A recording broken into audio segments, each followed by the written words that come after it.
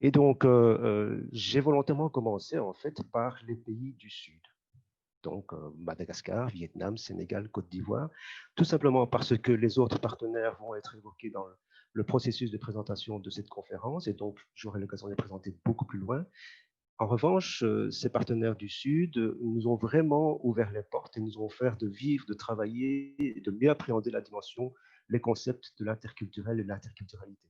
Et donc, dans le cadre de cette conférence, un grand merci à Madame Adao du Vietnam, qui réside à l'université de Ho Chi Minh, à Monsieur Cheikh Ndiaye du Sénégal, qui travaille au sein de la Haute École sociale de travail social, Madame Sœur Marie Rabazolo, Madagascar, également dans une haute école de travail social, et Monsieur Mamadou Traoré, directeur de la haute école de travail social en Côte d'Ivoire.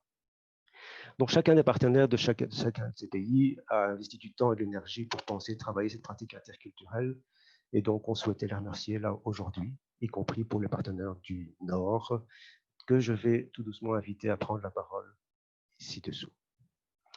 Alors cette conférence, elle va s'organiser en deux grandes parties. La première, elle consacrera une présentation du projet ELIS dans son ensemble, donc trois années de recherche-action collaborative, mais surtout vous proposer une exploration du projet ELIS dans ses fondements et dans ses résultats actuels. Donc on aura vraiment l'occasion de pouvoir aller à la rencontre de ces résultats et d'en tirer les leçons qui seraient pertinentes pour chacun d'entre nous. Et la seconde partie, elle consacrera une réflexion sur les compétences interculturelles et ouvrira peut-être un regard beaucoup plus conceptuel. Concrètement, dans le cadre de cette conférence, il y aura des temps de questions-réponses qui seront organisés, qui seront prévus à la fin de chacune des parties. Et alors pour vous, il y aura deux façons de pouvoir soumettre une question ou une réflexion. Soit vous déposez une question ou une réflexion dans le chat en cours d'exposé des différents intervenants. Et alors, avec Sabrina, ma collègue directe, et moi-même, hein, nous serons attentifs à relever ces réflexions et ces questions et que nous redirigerons vers les intervenants à la fin de leur intervention. Soit vous souhaitez, et ça ce serait très sympathique, de vive voix proposer une réflexion et une question, et à ce moment-là, vous pouvez demander à prendre la parole en fin de chaque intervention, évidemment, fin de première partie, fin de deuxième partie, en actionnant le lever de main. Vous regardez dans le bas de votre écran, vous avez une possibilité de pouvoir actionner, lever la main, et à ce moment-là, on vous donnera la parole pendant le temps de questions-réponses. Si jamais on devait vous oublier, n'hésitez pas à nous harceler et à insister dans le chat pour dire j'ai demandé la parole, s'il vous plaît, ne m'oubliez pas. Alors également pour le confort et la convivialité, nous vous invitons à couper vos micros afin d'éviter les perturbations acoustiques. Voilà, je pense que j'ai fait un peu, j'ai bien posé le cadre, je pense. Et donc sans plus attendre, hein, je ne vais pas faire traîner plus longtemps le suspense. Je vais vous inviter à écouter François Gillet et Joseph Diop qui vont ouvrir cette première partie de la conférence. Alors, François Gillet, il est coordinateur du Centre de recherche Cerizès et des relations internationales à la Haute École de Bruxelles-Brabant, donc c'est en Belgique. Joseph Diop, il est socio-anthropologue, chercheur associé au LIRIS, euh, coordinateur des formations supérieures à l'ITSRA, l'Institut du travail social Rhône-Alpes. Ils vont nous proposer, pour ouvrir cette conférence, une introduction générale sur ce projet ELIS, cela afin de vous permettre de pouvoir avoir une représentation assez large du projet. Et dans un deuxième temps, j'inviterai d'autres collaborateurs à venir préciser en quoi ce projet ELIS a été d'une grande utilité de production d'outils utiles et pertinents à la formation des compétences interculturelles. Voilà. François, Joseph, si vous êtes là, je vous invite à allumer vos micros. Bonjour Yazid. Voilà. Joseph, je te laisse commencer. Oui, François, merci beaucoup. Merci Yazid pour la clarté de la présentation.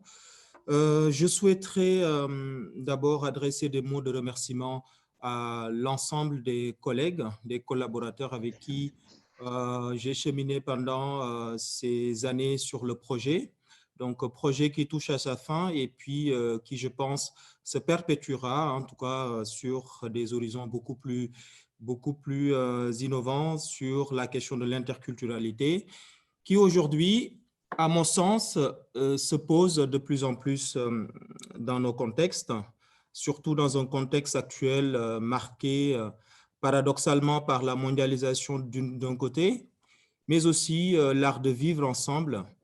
Et d'un autre, on a ce retour à des questions d'intégrisme, de plus en plus d'exclusion. On a les conséquences du Covid aujourd'hui qu'on ressent et de plus en plus de populations accompagnées par le travail social ou l'intervention sociale qui se retrouvent dans des situations d'exclusion, de solitude, etc. Le besoin de retrouver également une identité locale propre, ce qui a poussé les différents acteurs du projet ELIS à mettre l'accent sur les pratiques empiriques pour impulser la réflexion et participer à la formation à l'interculturalité, qui est une disposition qui s'acquiert en termes de compétences avec le temps. L'interculturalité peut se comprendre, hein, une définition très rapide, comme la capacité à dépasser ses particularités culturelles pour investir en espace où chaque univers culturel peut trouver sa place et entrer en dialogue avec d'autres. C'est une réalité en ce sens dynamique qui se vit dans la rencontre. Rencontre avec l'autre où les dimensions de l'altérité sont fortement sollicitées. La question de l'interculturalité touche tous les pays, hein, sur les terrains professionnels et dans plusieurs secteurs d'activité. J'ai vu tout à l'heure, en parcourant la liste des participants, remarquer une association de Bruxelles qui travaille avec des populations issues de l'immigration. Et c'est un honneur de vous recevoir parmi nous, de voir comment cette notion fait écho dans votre pratique professionnelle et de voir comment nous, les résultats du projet, vous aideront à clarifier conceptuellement, mais aussi vous doter d'outils prêts à mettre à l'emploi dans vos différentes interventions.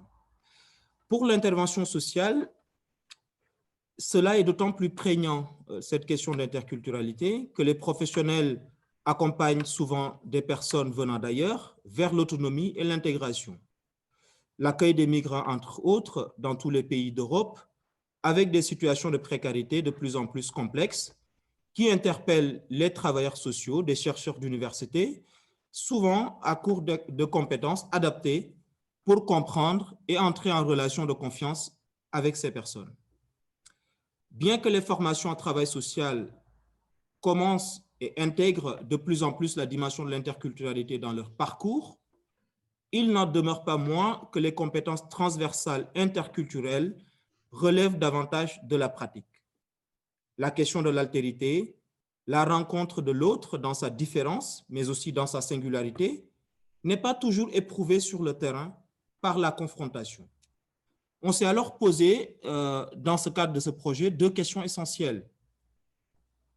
Puisque nous souhaitons accompagner des étudiants vers l'acquisition de ces compétences transversales, à quel moment allons-nous permettre à l'étudiant ce qu'on peut appeler une confrontation identitaire? Deuxième question, comment permettre à l'étudiant d'apprendre et de construire ses compétences interculturelles? Le stage nous est apparu alors comme un moment propice, surtout lorsqu'il est réalisé à l'international. On sait tous qu'avec Erasmus, les étudiants, en tout cas dans la zone Europe, ont la possibilité de faire des stages à l'international ou même de faire des parties de leur semestre à l'international. L'objectif a été de se saisir de ces moments pour insérer un parcours de formation modulable et modulaire. Il s'agit de partir des réalités de terrain rencontrées, des questionnements qui émergent lors de ces stages et dans les immersions qui les accompagnent pour aller vers une analyse théorique et un travail de régulation à partir des exercices et des outils développés dans le projet ELIS. Le stage devient alors un vrai moment de formation à l'interculturalité en s'appuyant sur les activités de découverte et de curiosité intellectuelle du stagiaire. Le projet ELIS prend tout son sens par ce biais. En plus de se saisir de la supervision à distance, l'e-learning pour permettre un accompagnement souple de l'étudiant, parce qu'on ne souhaitait pas non plus devenir ou introduire une charge supplémentaire dans l'organisation pédagogique de l'étudiant, déjà que les stages à l'étranger s'accompagnent déjà d'un suivi pédagogique par l'école d'origine du stagiaire. ELIS apparaît, en tout cas pour moi, qui l'ai accompagné, coordonné pendant ces années, comme une aventure humaine, une recherche-action lancée en 2017, riche en rencontres et en partage interculturel. C'est un projet de créativité dont le potentiel innovant n'a pas fini d'être exploité. Ce potentiel du projet est de s'appuyer sur les outils numériques pour offrir une formation accessible dans tout contexte professionnel où des questions d'interculturalité se posent dans un monde interconnecté et de diversité culturelle. L'équipe pluridisciplinaire et cosmopolite est l'épreuve même de cette interculturalité vécue. Ce projet a du coup rassemblé 4 continents, 10 pays et a une portée internationale en s'appuyant essentiellement sur les outils numériques, entre autres. La première phase, que j'appelle ainsi et qui se clôture, qui a duré un peu plus de 3 ans, a été un moment de production intellectuelle et de création pédagogique à destination des étudiants et des enseignants en travail social. Elle s'est soldée par la création d'un parcours de formation profitant de la période de stage à l'étranger pour l'acquisition de compétences transversales autour de cette thématique de l'interculturalité. Les professionnels sont aussi visés et peuvent se saisir de ces outils, d'où leur caractère modulable et modulaire. Tout à l'heure, vous aurez les collègues qui vous présenteront ces outils en question, qui ont pour objectif principal de préparer des étudiants avant leur départ, durant leur stage international et au retour de celui-ci, de manière à intégrer au mieux les compétences interculturelles dans la suite de leur formation et de leur parcours professionnel. Au fur et à mesure du projet, nous avons constaté qu'il pouvait également être utile à des étudiants et des travailleurs sociaux dans leur propre pays. Et ceci tout particulièrement dans des villes ou des régions où l'interculturalité est une donnée particulièrement présente. Chacun des partenaires du projet a pu faire cette constatation. Et ceci donne bien sûr un débouché potentiel beaucoup plus large aux outils ELIS. Ces derniers s'adressent à tous les étudiants, encore une fois, et travailleurs sociaux concernés par la question de l'interculturalité dans tout champ possible, aussi transversal et large que la question de la culture engage des personnalités et engage un travail commun, collectif. ELIS, c'est mon humble conviction, se poursuivra car nous souhaitons aller plus loin. Nous souhaitons tirer parti des résultats de cette première phase et développer une deuxième phase qui se voudra beaucoup plus pragmatique dans la mise en œuvre pour éprouver et épuiser la question de l'interculturalité, insister davantage sur la dimension nord-sud du projet, ainsi que pour une meilleure intégration dans les formations en travail social. Voilà un petit peu de façon très rapide les quelques mots que je souhaitais vous confier et vous souhaiter en tout cas une belle conférence dans l'espoir aussi que les débats se poursuivent au-delà même de cette partie de la journée que nous allons partager ensemble. Yazid, je te remercie. François, à toi l'honneur. Merci beaucoup à tous. Merci Joseph. Alors bonjour à tous et bien heureux de vous voir si nombreux autour de cet échange d'expériences que nous allons partager. Je suis là pour apporter un peu un complément d'éclairage par rapport à ce que Joseph vient de vous dire sur le projet. Dans la mesure où j'ai vraiment connu ce projet au tout début, on pourrait dire avant même la gestation, avant même que ce projet soit mis en route, je vais prendre quelques minutes pour vous raconter ça, parce que c'est intéressant de voir comment un projet est né et voir de quoi on est parti et à quoi on aboutit maintenant. But first of all, I would say some words in English, because as we are in an intercultural project, I think it's important if people doesn't understand very good French, that they can manifest this. So we have a chat just along the screen here, when you can say me if you need information in English, and I will be your helper for this. We have the documents, all the documents that will be used in the conference are available in English. And if you need this, just ask it in the chat, just writing you perhaps your email address, and I can send you the document when you need it. There will be two important documents. One in the first part will be a PowerPoint, and we have the PowerPoint in English also. It will be in French here, but we have the version in English. And after that, we have a communication made by Alte Mainschau, and we have also, let's say, a comfort translation, not a professional translation, but this one for the following. And I will now try to summarize my ideas a little bit French and English, so everybody has the opportunity to know what I'm speaking about. Alors en français, j'aimerais rajouter que nous avons donc commencé ce projet il y a en fait avant même 2017, parce qu'on s'est rendu compte que l'école de Clermont-Ferrand, l'ITSRA, dont Joseph fait partie maintenant, et notre haute école ici à Bruxelles, la Haute École de Bruxelles. Je dis ici à Bruxelles parce que vous savez que cette conférence était censée être organisée à Bruxelles. La plupart d'entre vous avaient déjà répondu à l'invitation pour participer à une vraie conférence. On allait vraiment se voir et pouvoir vraiment boire un petit verre de l'amitié à la fin ensemble. Mais voilà, on est maintenant en webinaire, et ce webinaire est finalement supporté par les collègues québécois du Cégep de Lanaudière. Donc le Zoom est parti de là en fait. Donc nous sommes vraiment dans l'interculturel, international numérique actuellement. Mais donc vous dire que donc entre l'ITSRA et la Haute École de Bruxelles, il y avait vraiment cet intérêt, un intérêt vraiment on peut dire marqué pour les stages internationaux. C'est-à-dire que les étudiants étaient vraiment encouragés à faire des stages internationaux. On s'est rendu compte que dans plusieurs hautes écoles et universités, ça existait de manière, voilà, le système est organisé notamment via Erasmus, mais pas seulement. Vous savez qu'il y a des possibilités de partir avec des bourses Erasmus, mais il y en a d'autres, comme les bourses FEM, etc., qui permettent aussi de voyager.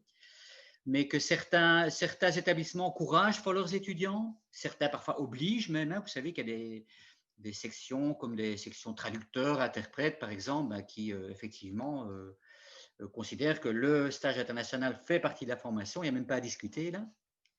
Certaines écoles encouragent un peu, d'autres pas spécialement, et certaines même freinent un peu. Il y a même des écoles pour qui les stages internationaux étaient plutôt quelque chose dans le milieu organisé. Et on va dire que l'ITSRA et la HEDB avaient ceci en commun, c'est qu'il y avait des structures prévues pour l'organisation des stages, pour informer les étudiants suffisamment à l'avance des départs qui étaient possibles, pour les accompagner dans leur recherche de stage à l'étranger, ce qui n'est pas toujours évident quand on va dans un pays lointain, comment on fait pour entrer en contact.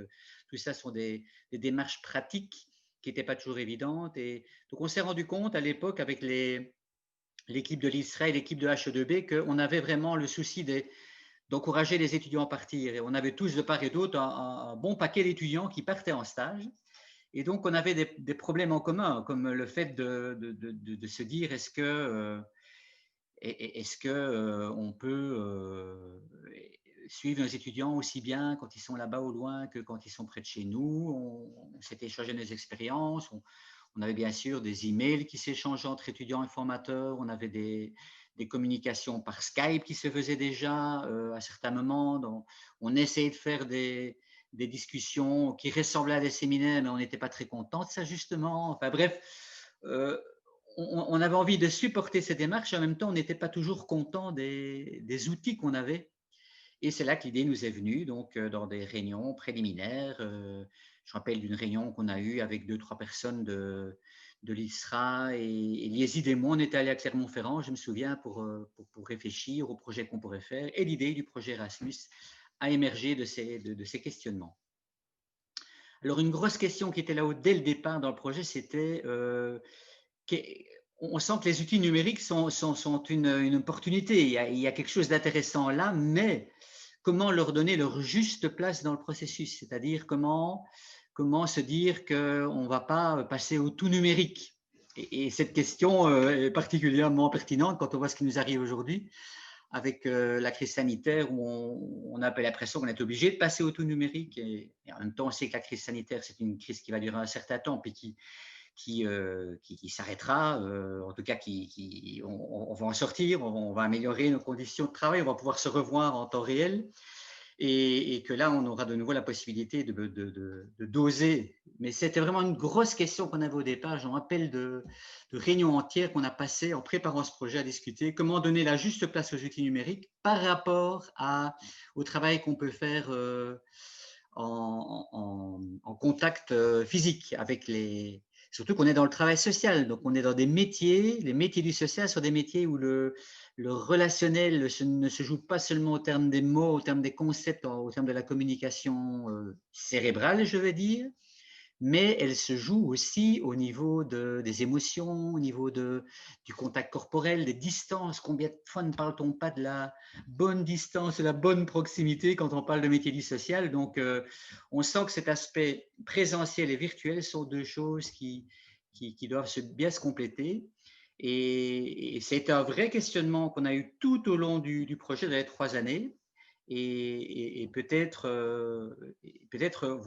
voit-on que dans la phase 2 qu'on aimerait donner à ce projet, dans les 3 années qui viennent, ça reste peut-être encore une vraie question. D'autant plus que la 3e année du projet, ça a été une année dans laquelle on a été bien sûr dans le virtuel tous, hein, aussi bien enseignants que formateurs. Donc là, on s'est rendu compte et on se rend compte, et je crois que chacun d'entre nous aujourd'hui peut se dire, bon sang, les réunions virtuelles, les séminaires virtuels, les webinaires comme nous le vivons maintenant, ben c'est bien, tant mieux que ça existe, mais en même temps, quelle différence dans la qualité de relation, dans les résultats obtenus, etc. Donc, ça va être vraiment très important dans l'avenir pas seulement pour notre projet, bien sûr, pour beaucoup d'autres choses, mais pour notre projet, c'est crucial puisque c'était le thème de nos projets. Comment les outils numériques, les outils technologiques participent-ils de l'accompagnement, de la supervision des étudiants? Ça va être vraiment un vrai challenge pour l'avenir.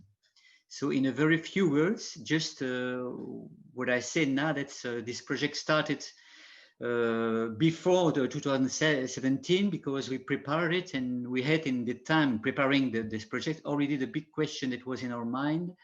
How could we find good numerical tools that would help us for accompanying our students in their international practices? It was a real question that we had in the ITSRA in Clermont-Ferrand in University College of Brussels because those two schools were very engaged in those kinds of practices. With a big question that was there since the start, what kind of complementarity can we find between the numerical and the physical communication, relation, interaction between the students, trainers, and between the people from different countries. And we could say that still today we have some questioning about this because with the COVID experience, we were in the deep heart of this questioning, and we probably had to go ahead with this reflection in the 3 next years of our project. Je regarde rapidement le chat. Je vois qu'il y a personne qui me demande quoi que ce soit en anglais. Apparemment, les 2 collègues qui parlent anglais sont à l'aise aussi avec ce que je dis en français. Donc, ça a l'air d'aller. N'hésitez pas hein, dans la suite du webinaire, si certains d'entre vous qui ne sont pas tout à fait à l'aise avec le français, if people who are not very easy with French want to ask something, please don't hesitate in the continuing of the seminar to ask a question in the chat, and I will be responsible for answering you in English if necessary. Voilà, voilà ce que je voulais dire en bref par rapport au projet. Vous dire que aujourd'hui, donc, c'est un peu un événement, comme dans tout projet. Vous savez que les projets de recherche-action, c'est souvent des projets de 2 ou 3 ans. Ici, c'était 3 années. Ça aurait même été 3 années et quelques mois, puisqu'on a obtenu d'Erasmus de pouvoir prolonger un petit peu, puisqu'on ne savait pas faire les choses comme prévu. On aurait dû le terminer en septembre, on va le terminer en janvier prochain. D'où la possibilité qu'on a eue d'organiser ce webinaire de secours, hein, un peu plus tard que le congrès qui avait été prévu. On a le sentiment que beaucoup de chemin a été parcouru, qu'on a pu bien travailler sur les objectifs qu'on s'était fixés. Et par contre, il reste la question, comme je vous le disais, de présentiel virtuel, quelles complémentarités, quelles interactions. Ça, c'est une grosse question qui reste dans le tuyau. L'autre question qui a déjà été évoquée par Joseph est la question des rapports Nord-Sud. On a eu vraiment un problème avec notre financement Erasmus qui est qu'on recevait beaucoup d'argent pour les partenaires du Nord et quasiment, on va dire, des clopinettes pour les partenaires du Sud. Ce qui fait que chaque fois qu'il y avait du temps de travail à consacrer, etc., nos partenaires du Sud avaient très, très peu l'occasion d'être là. Ils ont pu vraiment moins s'investir que nous et c'est vraiment pas une pierre qu'on leur lance. Au contraire, c'est que nous, on en a tiré une leçon. C'est que pour le financement de la suite, on va devoir vraiment trouver un autre type de financement qui permette de financer, mais vraiment à part égale à ce moment-là, de manière symétrique, les pays du Nord et les pays du Sud, de manière à ce qu'on puisse vraiment travailler en ayant les 10 pays présents de la même manière. Voilà.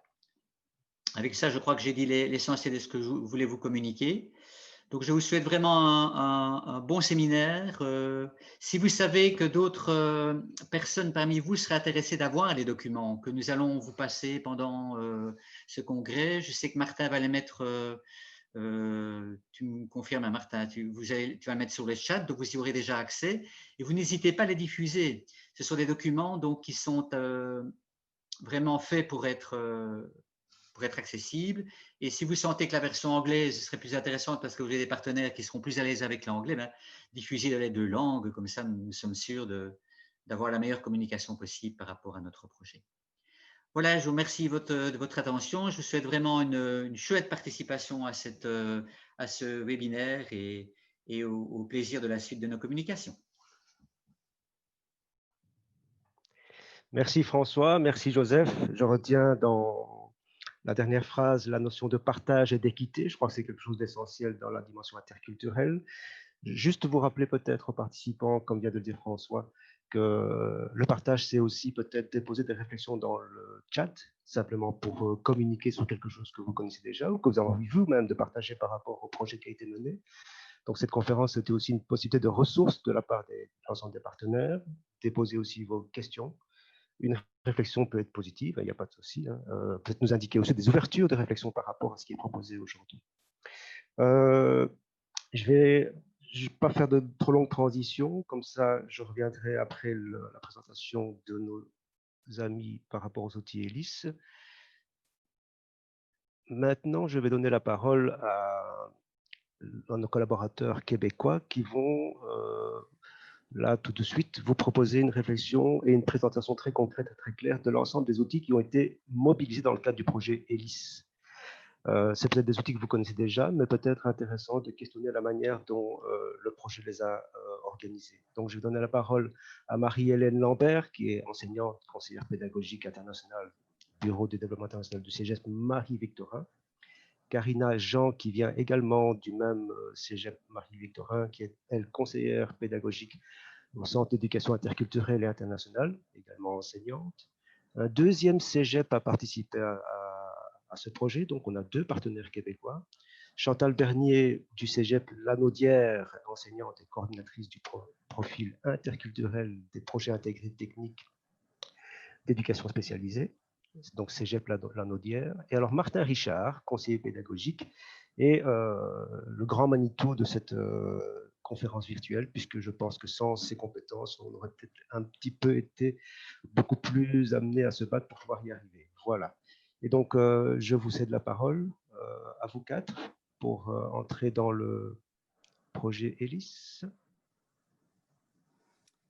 Merci Yazid. Donc, c'est moi qui vais commencer la présentation. Merci à François, merci également à Joseph là, pour la présentation et à Sabrina pour la brève introduction. Donc, effectivement, c'est l'équipe Québec.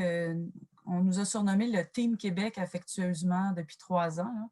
Donc, Cégep Marie-Victorin, Cégep de la Naudière, on va faire la présentation du PowerPoint. Très brièvement, la présentation d'aujourd'hui, en fait, l'idée est vraiment de vous présenter ELIS, puis de vous présenter comment nous en sommes arrivés à cette présentation aujourd'hui, sous quels angles on a abordé le sujet qui vous a été présenté en introduction. Donc, qu'est-ce qu'ELIS? Quelle était la prémisse du projet? Quels étaient les constats, les besoins communs qu'on a souhaité outiller, l'articulation du projet, on est passé par quel type de méthodologie, un petit portrait global des activités et évidemment, bien, la plus grosse partie, celle que vous attendez, nous croyons bien, la présentation des outils. Martin va vous présenter les aspects technologiques parce qu'effectivement, c'est notre grand Manitou. Sans Martin, je vous rappelle quand même qu'on a commencé le projet en 2017 et c'était une époque avant le 13 mars 2020, avant que la pandémie prenne place. Donc, on n'avait pas les connaissances qu'on a aujourd'hui.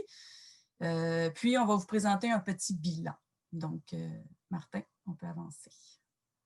La diapo. Super. Donc, ELIS, qu'est-ce que c'est? Qu'est-ce que c'est qu'ELIS? On en a parlé, dans le fond, mes collègues vous ont super bien introduit le projet. L'idée étant d'amener au-delà, quand un étudiant, donc en intervention sociale, que ce soit, bon, évidemment, là, vous allez avoir droit aux termes un peu plus québécois là, dans la présentation. Donc, pour nous, l'intervention sociale, les 3 champs qu'on a au Québec, c'est le travail social, l'éducation spécialisée, l'éducation à l'enfance. Bon, ce sont à peu près les mêmes mots qu'on utilise un peu partout en Europe. L'idée étant qu'au-delà de la compétence du stagiaire pour son futur emploi, on cherchait à développer aussi la force de la compétence interculturelle de par l'expérience internationale interculturelle. Donc, ELIS, comme Yazid nous l'a dit en début de présentation, c'est un projet de recherche-action où on voulait développer les compétences tant interculturelles que technologiques. Et nous avons dans ce magnifique projet une dizaine de partenaires provenant de tous les continents sur Terre, effectivement. Et je vais laisser la parole à ma collègue. Non, je crois que je continue, désolée. Non, je laisse la parole à Karina, oui.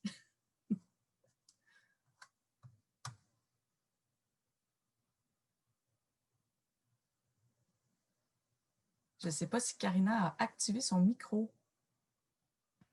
Merci Marie-Hélène, effectivement, c'est activé. Désolée. Donc, Karina Jean, Cégep Marie-Victorin, je poursuis. Vous avez sur cette diapo à votre droite une belle photo de Jean Malbos, qui en fait, on pourrait le dire que c'est l'instigateur du projet ELIS, donc il travaillait à l'époque pour l'ITSAN. Il n'est pas avec nous, il n'est plus partie du projet aujourd'hui, mais je vais lui laisser la parole tout de suite après dans le cadre d'une vidéo qu'il nous a envoyée. Donc, la prémisse, quel était le fondement en fait d'ELIS? Bon, ça a été énoncé. C'est vraiment le fait que l'interculturalité est au cœur de la pratique de plusieurs professions en intervention sociale dans les sociétés multiculturelles d'aujourd'hui. Et ça, évidemment, c'est appuyé tant par la littérature que par la réalité terrain. Donc, en termes de littérature, évidemment, il y a Cohen-Emerick qui a, tout au long de sa carrière, abondamment documenté les défis interculturels auxquels font face, bien sûr, plus spécifiquement les travailleurs sociaux, mais aussi tous les professionnels qui, dans leur travail, ont une composante de relation d'aide, bien évidemment. Et évidemment, au niveau de terrain, on peut dire que les enseignants des différentes institutions partenaires, donc les enseignants de travail social, d'éducation spécialisée, spécialisés ont constaté sur le terrain que leurs étudiants font effectivement face à de plus en plus de défis interculturels, tout particulièrement dans le contexte du stage professionnel et inévitablement en contexte de stage à l'international. Donc, la question qui émergeait, qui était soulevée, c'est comment bien accompagner, comment mieux accompagner ces étudiants-là, comment les aider à intervenir dans des contextes de plus en plus complexes, de plus en plus pluralistes. Et sur ça, je vais laisser la parole à Jean Malbos.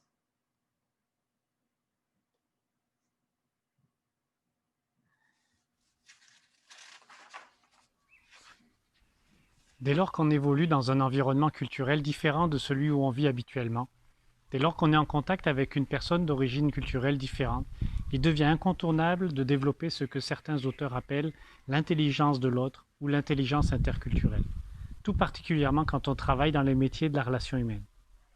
Le projet ELIS est le fruit d'une collaboration entre plusieurs écoles qui favorisait déjà l'acquisition de cette compétence particulière en s'appuyant sur les mobilités et les stages à l'étranger. Dans un contexte mondial où une tendance au repli identitaire est constatée, notre équipe s'est mobilisée autour d'une modalité de stage innovante en milieu pluriculturel. Le programme ELIS permet aux étudiants en travail social et en éducation spécialisée d'être en contact avec d'autres étudiants originaires de pays différents avant, pendant et après leur stage. Cette démarche, favorisée par l'utilisation des outils numériques et l'apprentissage à distance, encourage les échanges et des regards croisés sur la situation de terrain. Après une année de tests, le projet ELIS est né de l'enthousiasme des partenaires et des étudiants grâce au soutien de l'agence Erasmus. Donc, en fait, on arrivait à la toute fin de la présentation du petit vidéo de Jean qui résumait bien, je pense, l'essence du projet et les fondements du projet ELIS. Dans le fond, pour dire qu'il y avait 3 constats au fur et à mesure que les partenaires se sont réunis, ont réfléchi à tout cela. Il y a 3 constats et besoins communs qui ressortaient principalement. Donc, le premier, évidemment, accorder une place au développement des compétences interculturelles dans la formation des intervenants sociaux qui sont amenés à pratiquer dans des sociétés très multiculturelles. Ça, c'était le premier constat commun. Ensuite, améliorer évidemment l'accompagnement pédagogique des étudiants qui effectuent des stages professionnels à l'international et ce, dans 2 objectifs bien précis. Le premier, c'était vraiment d'aider les étudiants pendant leur stage à développer et déployer leurs compétences interculturelles afin de maximiser la communication, la collaboration pendant le stage, mais également dans une deuxième optique, c'est-à-dire vraiment maximiser les apprentissages pendant le stage pour un meilleur redéploiement ou retour de leurs compétences interculturelles dans leur pratique en contexte multiculturel. Et enfin, développer les compétences des différentes institutions en matière de formation à distance pour que l'on puisse s'offrir des outils vraiment qui nous permettent une supervision à distance et un encadrement à distance de ces étudiants qui réalisent leur stage professionnel à l'international. Marie-Hélène? Oui, donc, comme on l'a dit un peu plus tôt, ELIS, c'est donc un travail exploratoire. 10 partenaires pendant 3 ans qui y ont participé. Bon, la photo que vous voyez, c'est notre première rencontre à Bruxelles, la première de toutes, sur une série de 6 rencontres que je vais vous expliquer là, tout de suite à partir de la prochaine diapo. On peut y aller, Martin. Je crois qu'on a déjà tout dit. Donc, l'articulation du projet. Le projet a été piloté par l'ITRA. Joseph vous l'a exprimé là, dès le départ, financé par Erasmus+. Et les axes qu'on a souhaité amener dans ce projet, c'était effectivement d'aider les étudiants dans leur stage en général. Donc, d'arriver à créer une formation qui pourrait développer les compétences culturelles, puis développer en fait la connaissance de l'autre dans des formations qui étaient autant pré-départ, avant, pendant et après, pardon. Donc, on a souhaité provoquer des rencontres interculturelles quand chacun est dans son pays, mais aussi provoquer des rencontres interculturelles localement quand les étudiants sont en milieu de stage. Et on souhaitait, dans le fond, leur offrir un accompagnement à distance. Donc, de quelle façon on a pensé à tout ça? Je vais vous le dire avec la prochaine diapo. Donc, avec la méthodologie. Dans le fond, ce qu'on a souhaité, méthodologie là, qui se résume en 9 étapes particulièrement, là. Ben, tout d'abord, on s'est rencontrés, tous les partenaires, pour partager des appuis théoriques, partager des pratiques pour chacun des pays pour s'assurer d'avoir une base commune sur laquelle travailler les 3 années qui étaient à venir à l'époque. Donc, on s'est doté de 2 formations. Donc, une formation interculturelle qu'on a fait durant une semaine en Italie en 2018, début 2018. Puis ensuite, une autre semaine qui visait à se doter d'un référentiel de... En fait, pardon, pendant cette semaine-là, ce que nous avons souhaité faire et ce que nous avons réussi à faire, c'est de créer un référentiel de compétences. Donc, pour décider des axes de compétences qu'on souhaitait donner à la formation ELIS. Nous avons dû se former sur le e-learning, c'est-à-dire d'avoir de développer nos compétences technologiques. Donc, une semaine de formation qui nous a été offerte par Martin. Nous étions alors à Porto, au Portugal. Et ensuite, suite aux 2 formations en compétences interculturelles, référentiel de compétences, formation technologique, nous avons développé des outils. Et le développement des outils, ça a vraiment été fait côte à côte. Chaque partenaire, on a travaillé ensemble, des équipes multidisciplinaires pour décider des outils qu'on va vous expliquer aujourd'hui, dans quelques minutes. Donc, nous avons d'abord développé les outils, puis nous les avons mis à l'essai durant l'année 2018-2019. À la fin de cette première année d'implantation, nous avons évalué les outils pour par la suite les ajuster l'année dernière, donc en 2019-2020. Nous avons ajusté les outils. Puis, un dernier travail qui a été fait, c'est le manuel des enseignants. Donc, ce qu'on souhaite, c'est d'épauler les étudiants, de les accompagner durant leur stage. Mais pour ce faire, il fallait aussi créer un manuel d'enseignants pour que les enseignants, les superviseurs se sentent à l'aise avec le programme ELIS et puissent nous suivre là, dans la folie qu'on a mis sur pied pendant 3 ans. Donc, pour vous résumer là, rapidement, un portrait global des activités. Dans le cadre du projet, le souhait à l'origine était de permettre, c'était un souhait assez ambitieux qui a été possible pour quelques étudiants, c'était de jumeler un étudiant, par exemple, belge, un étudiant français dans un milieu de stage au Sénégal, ou un étudiant néerlandais, portugais dans un milieu de stage vietnamien avec un étudiant du Vietnam.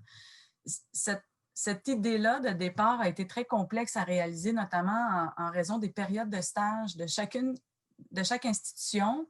Donc, ça a été possible à quelques reprises, mais néanmoins, ce qu'on a décidé de faire aussi, c'est d'ouvrir les milieux de stage. Donc, un étudiant portugais pouvait aussi aller faire son stage en France ou en Belgique, ou un étudiant français pouvait faire son stage au Québec. Donc, tous les milieux de stage ont été, toutes les destinations ont été ouvertes à l'ensemble des partenaires, ce qui nous a permis en 2018-2019 d'avoir finalement 48 étudiants participants au projet.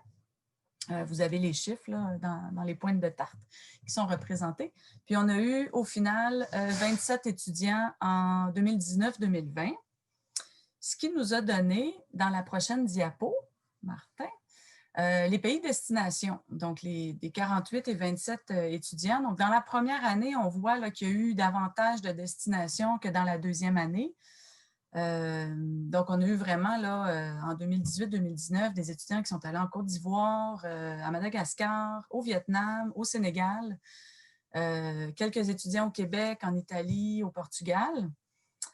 Puis, dans la deuxième année, c'est-à-dire l'an dernier, majoritairement des étudiants en France, Québec, Portugal, Sénégal. Donc, c'est un peu le portrait global qui a permis aux étudiants de développer là, les 4 sphères de compétences que Karina va vous expliquer. Merci Marie-Hélène. Donc, on poursuit effectivement avec le référentiel de compétences, c'est-à-dire qu'afin d'amener nos étudiants à développer les compétences interculturelles, on a identifié 4 sphères de compétences qu'on allait prioriser. Alors, la première sphère de compétences, c'était, vous avez à gauche, apprendre à se connaître. On souhaitait ici, évidemment, que l'étudiant puisse identifier et mieux comprendre ses propres cadres de référence, ses propres valeurs, les valeurs qui sous-tendent ses propres comportements, compétences. Donc, on est dans cette première sphère-là, dans des compétences en lien avec la connaissance de soi, une meilleure compréhension de soi. Deuxième sphère de compétences, développer l'ouverture à l'autre. On est ici, on souhaitait que, en fait, l'étudiant puisse être capable de mettre en perspective ses propres cadres de référence lorsqu'il est confronté à des visions du monde, à des pratiques professionnelles différentes, donc d'être capable de les mettre en perspective. Ici, on est dans des compétences d'empathie, des compétences de curiosité, des compétences de décentration. Troisième sphère de compétences, comprendre les défis de l'interculturalité.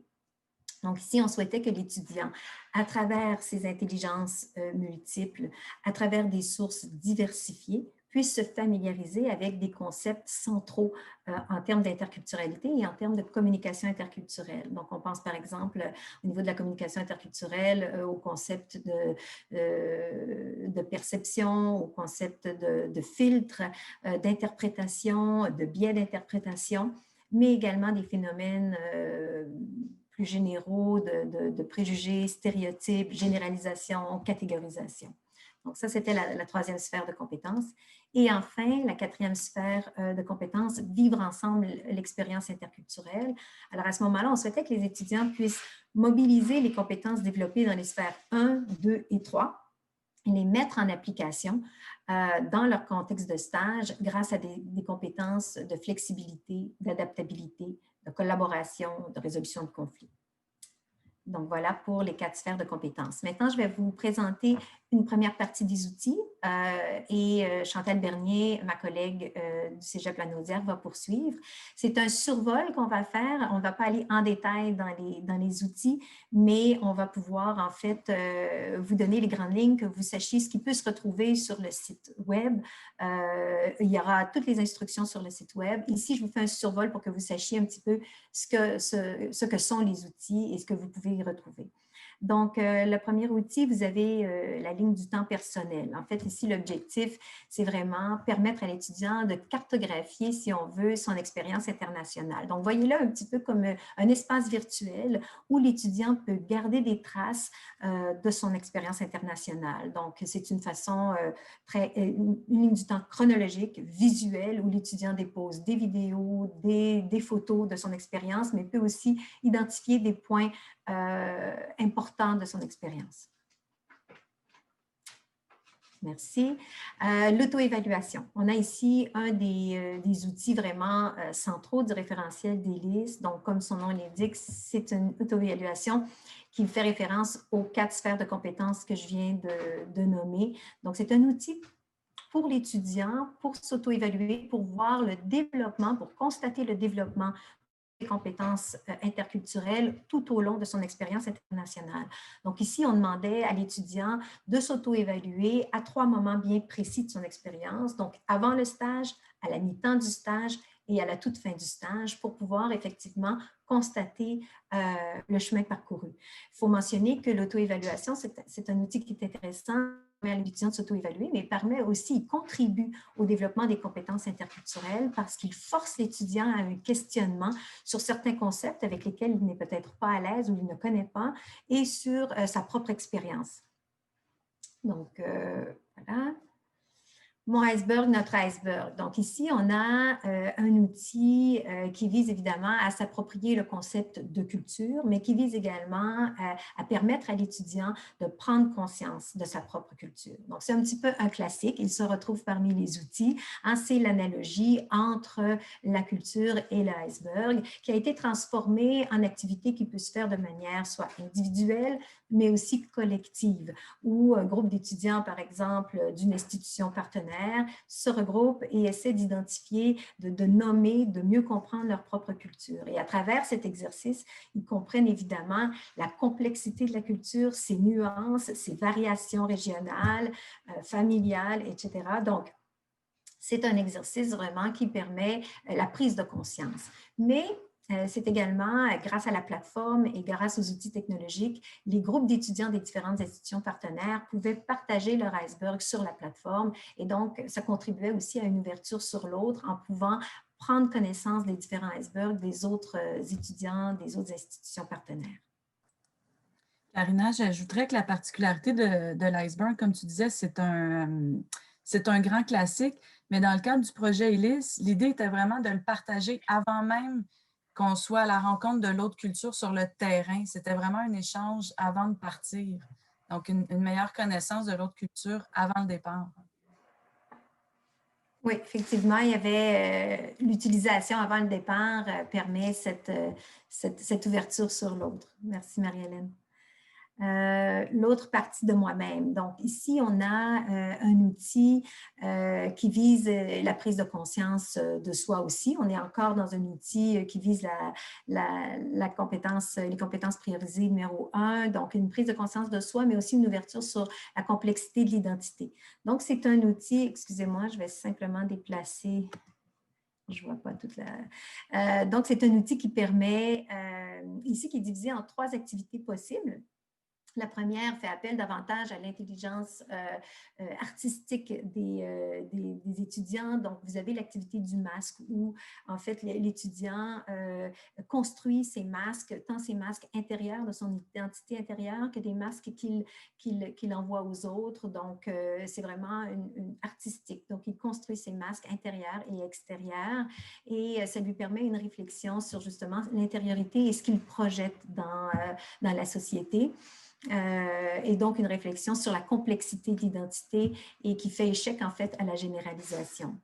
On a également, on retrouve dans cet outil des vidéos, plusieurs vidéos donc de réflexion sur les stéréotypes, les barrières que nous créons. Évidemment, il y a 2 vidéos en tant que formateur, en tant qu'enseignant. On peut choisir le vidéo qui nous intéresse ou qui sied davantage notre activité. Ce sont des vidéos qui sont là pour déclencher des discussions, lancer des discussions, des échanges sur les stéréotypes, sur la catégorisation, sur la rapidité avec laquelle on construit des barrières, bien souvent, mais qui donne aussi des pistes de solutions et qui invite les gens à mettre parfois davantage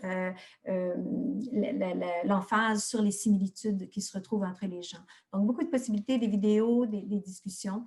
Et enfin, l'activité de la lettre à soi-même, qui est une activité qui est aussi un petit peu un classique où on demande à un étudiant de s'écrire en tout début de stage une lettre sur les défis anticipés, sur les forces qu'il reconnaît en lui, sur les stratégies qu'il pense utiliser dans le cadre de son expérience internationale. Évidemment, c'est une lettre qu'il va relire à la toute fin de son stage et qui va lui permettre de prendre conscience du chemin parcouru, mais aussi de la réalité du stage qui est parfois très différente de ce qu'on en anticipe.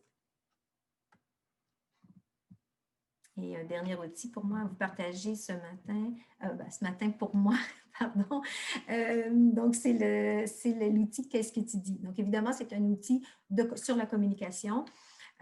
Et c'est un outil qui a comme 2 objectifs principaux. Le premier, évidemment, d'encourager l'étudiant à apprendre la langue locale où il se trouve. Donc, il retrouve quelques activités où on l'encourage, évidemment, à suivre des traces de l'évolution de son apprentissage de la langue locale. Mais comme vous savez, là, les défis de la communication interculturelle vont bien au-delà de la langue parlée. Alors, on a aussi, on retrouve dans cet outil un PowerPoint interactif riche en vidéos, en théorie, en activités pratiques qui permet de manière autonome à l'étudiant de se familiariser avec les concepts clés de la communication interculturelle, donc notion de filtre, perception, mauvaises attributions, mais également avec des styles de communication, le verbal, le non-verbal, les valeurs qui sous-tendent différents styles de communication. Puis évidemment, il y a d'autres activités qui permettent, qui souhaitaient, dans le cadre du stage, réunir les étudiants et les faire échanger sur des situations de communication interculturelle qui ont pu causer des malentendus, des incompréhensions et de les analyser ensemble à travers plusieurs perspectives différentes. Et sur ça, je passe la parole à Chantal Bernier qui va poursuivre avec l'autre volet d'outils. Merci. Merci beaucoup, Karina. Donc, je vous présente les 6 autres outils pour un total de 11. Donc, le dilemme éthique interculturel, en fait, a pour objectif de permettre aux étudiants d'abord de comprendre qu'est-ce qu'un dilemme éthique interculturel, défini un peu comme un conflit de valeurs lié à différentes composantes culturelles.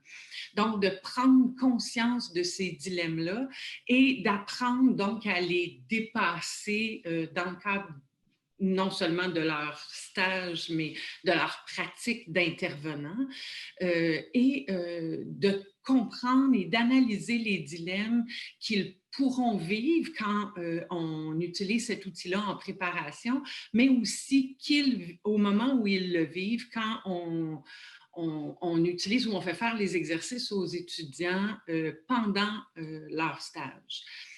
Concrètement, il y a un texte explicatif de qu'est-ce qu'un dilemme éthique interculturel. Il y a aussi des vidéos explicatives, un peu comme Karina l'a dit tout à l'heure. Dans plusieurs de nos outils, on a plusieurs possibilités qui peuvent être combinées ou qui peuvent être choisies selon le temps qu'on a pour ce faire. Donc, il y a des vidéos d'exemples de dilemmes éthiques et il y a aussi des exercices d'analyse. Donc, il y a des mises en situation qui, après avoir bien compris ce qu'est un dilemme éthique, peut permettre aux étudiants de vraiment faire l'exercice de se questionner. Ils peuvent le faire de façon individuelle comme ils peuvent le faire en équipe. Donc, il y a différentes façon d'utiliser cet outil-là. Nous, personnellement, au Cégep, on dit de Lanaudière, mais nous, on est au Cégep de Joliette de Lanaudière. On a utilisé cet outil-là à la fois en préparation, en permettant aux étudiants de regarder les vidéos à travers nos formations pré-départ, en effectuant en individuel d'abord, puis en partageant en groupe sur une des analyses, donc un exercice.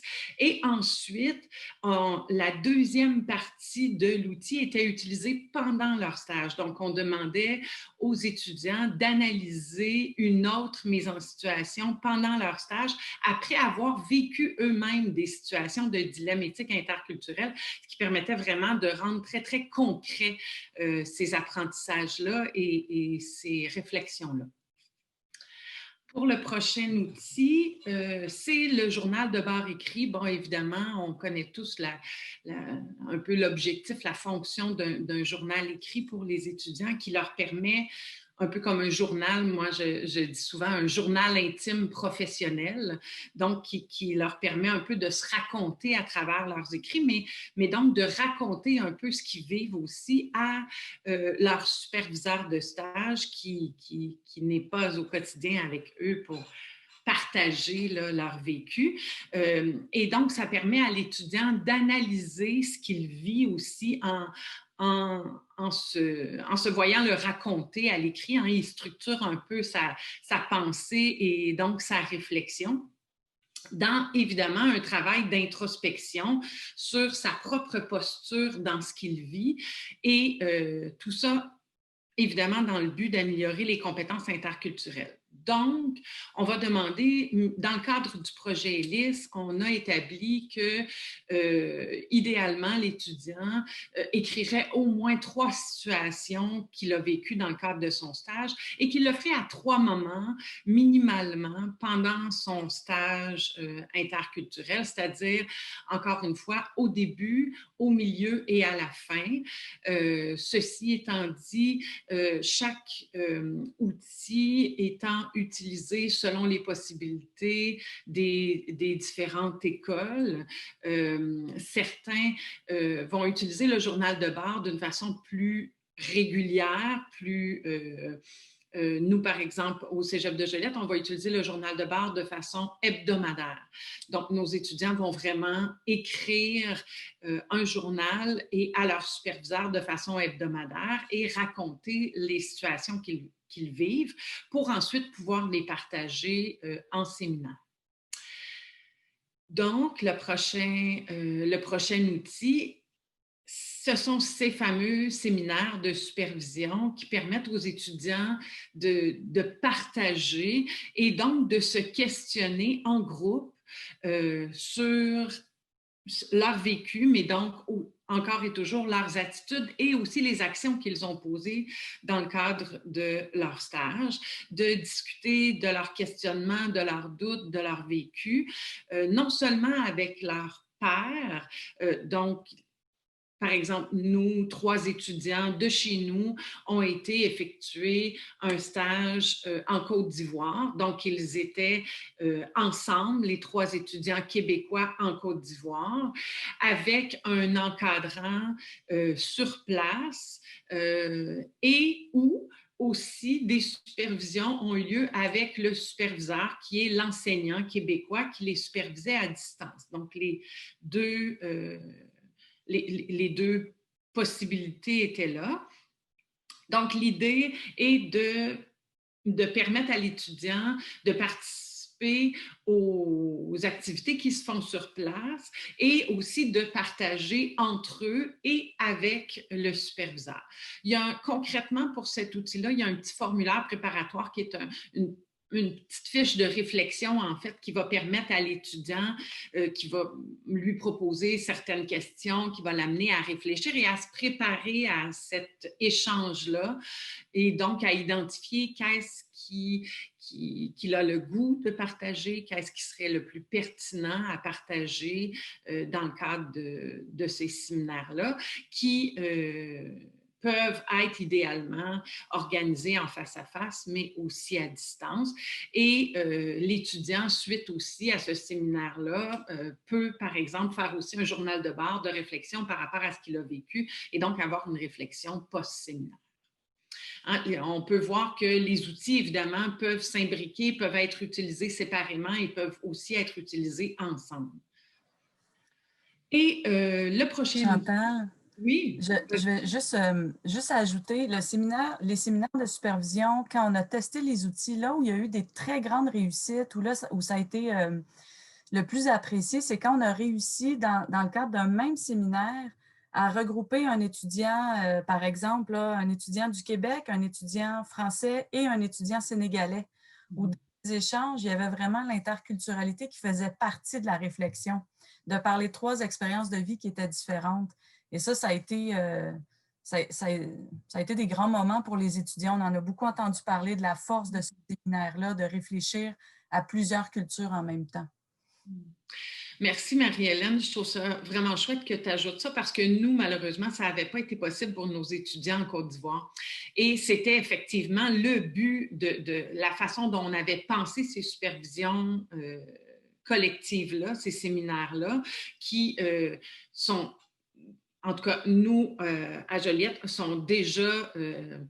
c'est déjà un outil qu'on utilise régulièrement. Et là, dans le cadre du projet ELIS, on l'avait pensé en termes de partage avec, évidemment, les étudiants des lieux d'accueil de nos stagiaires, qui a été possible pour certains, fort heureusement. Pour le prochain outil, donc, c'est l'organisation de rencontres interculturelles. L'objectif de cet outil-là est en réalité de permettre aux étudiants, dans le cadre non seulement de leur stage, mais de leur expérience interculturelle, de créer des liens à l'extérieur de leur stage et donc d'aller un peu se sensibiliser là, aux préjugés, aux stéréotypes, à la discrimination, mais à travers des activités informelles, en fait, organisées entre eux avec des étudiants de leur lieu d'accueil. Donc, par exemple, nous, évidemment, en Côte d'Ivoire, c'était des étudiants québécois qui organisaient des activités avec des étudiants ivoiriens. Et en fait, c'est même les étudiants ivoiriens qui organisaient souvent des activités pour les étudiants québécois et qui les amenaient à voir et à vivre plusieurs expériences hyper enrichissantes, puis d'être dans un contexte informel pour discuter les différentes réalités qui permettaient donc d'être un peu moins dans un milieu, un peu moins dans une discussion, un cadre formel. Concrètement, pour cet outil-là, on a un rappel des notions théoriques d'abord pour comprendre les préjugés, stéréotypes, discrimination, puis une petite vidéo là, un peu comique pour amener la réflexion.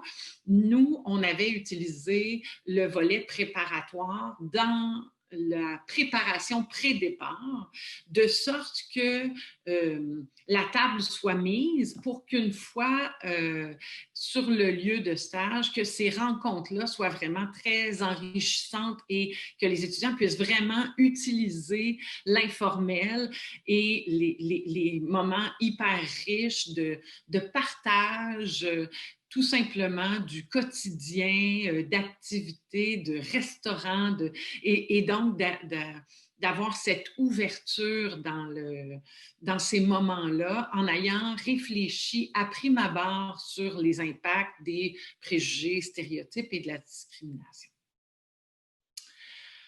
Ensuite, l'avant-dernier outil, le danger d'une seule histoire, est très relié en fait à l'outil précédent qui a pour objectif de permettre aux étudiants de comprendre le danger de ces stéréotypes qui amènent à des préjugés, de comprendre, d'avoir une seule perspective, une seule vision de l'histoire de l'autre. Et donc, le but de cet exercice-là est d'amener les étudiants à réfléchir, à prendre conscience de ce qu'ils ont, eux, intériorisé comme stéréotype, comme histoire unique et qu'ils ont un peu projeté sur l'autre, souvent par méconnaissance.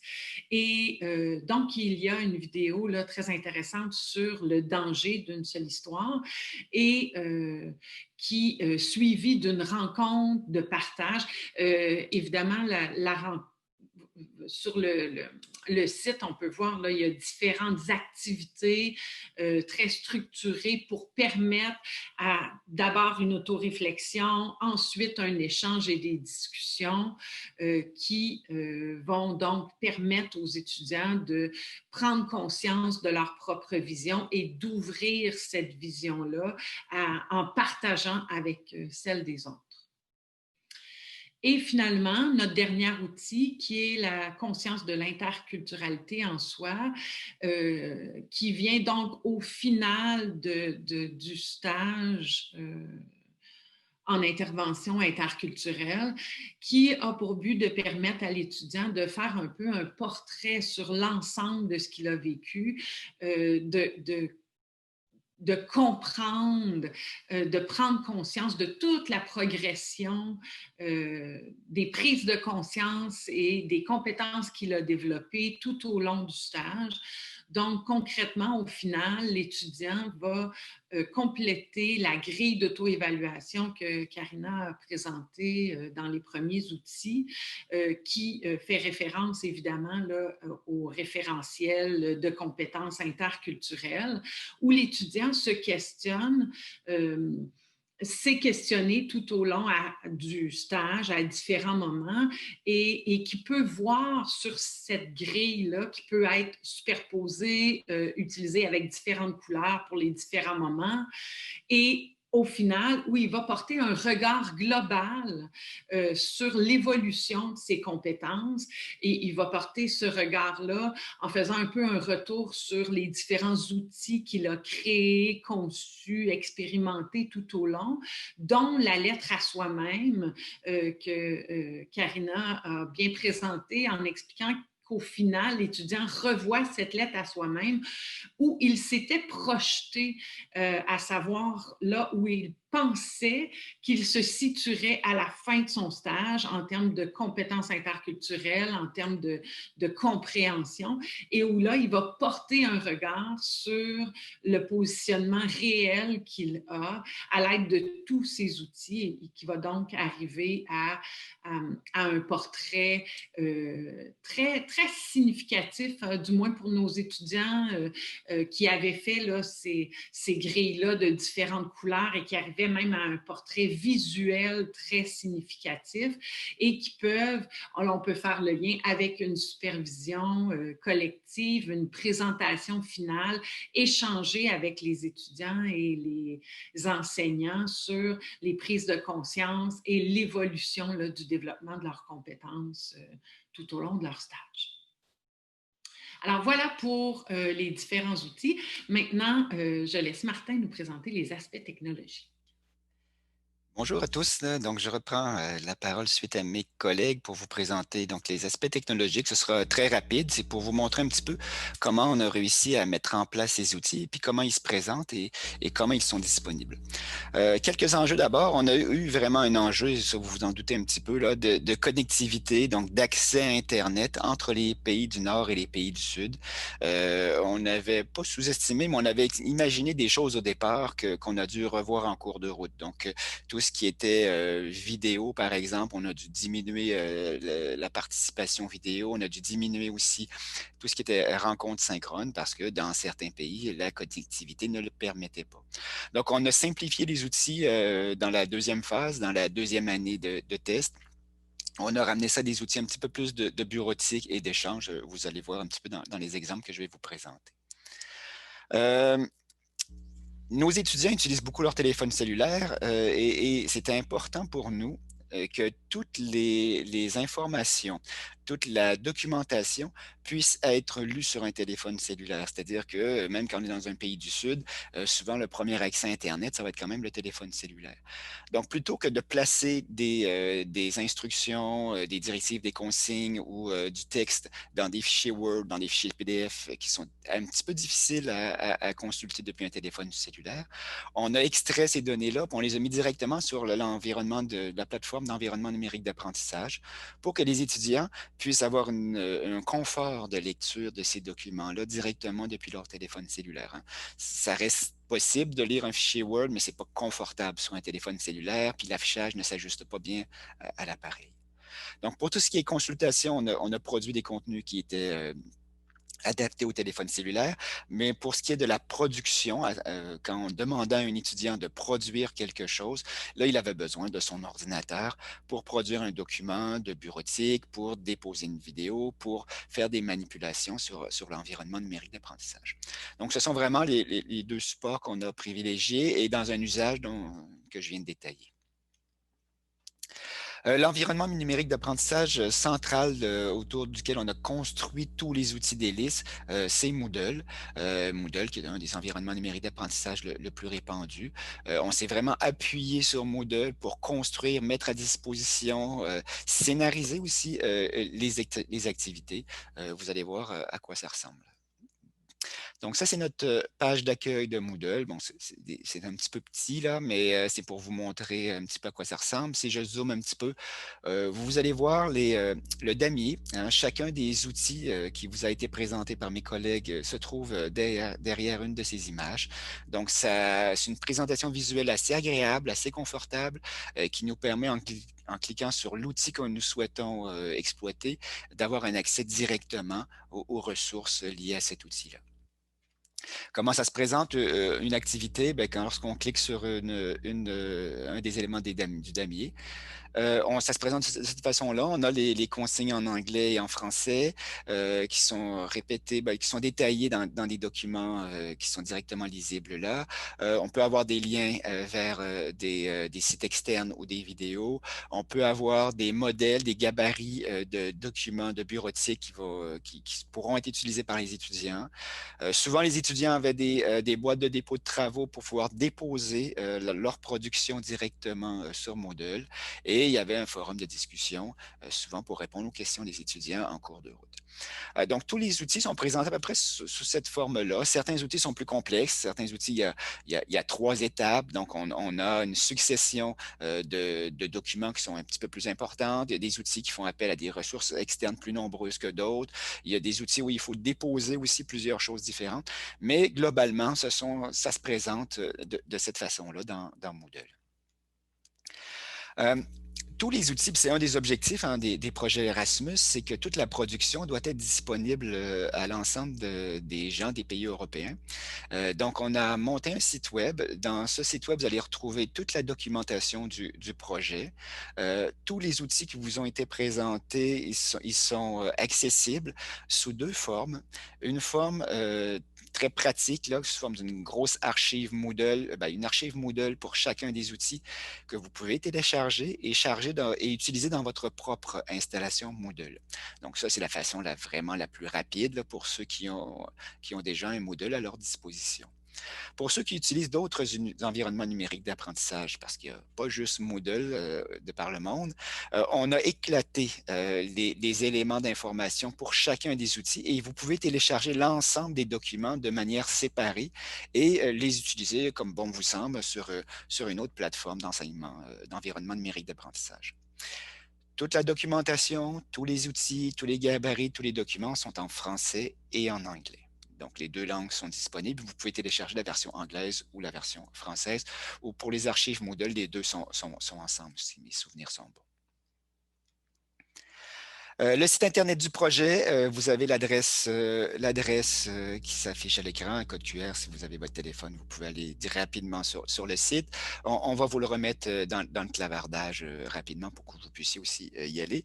Le site est encore en cours de construction. Les outils sont disponibles, mais il nous reste encore un petit peu de travail pour terminer la présentation, mais si vous y allez, vous allez trouver toute la documentation déjà présente. Les outils sont au complet, les archives Moodle sont là, les fichiers séparés, si vous n'utilisez pas Moodle, c'est aussi présent. Mais on a fait ça un petit peu, pas à la dernière minute, mais ça ne savait pas longtemps qu'il est en ligne. Il nous reste quelques petites choses à peaufiner pour le terminer. Voilà, je repasse la parole à mes collègues pour la partie bilan du projet.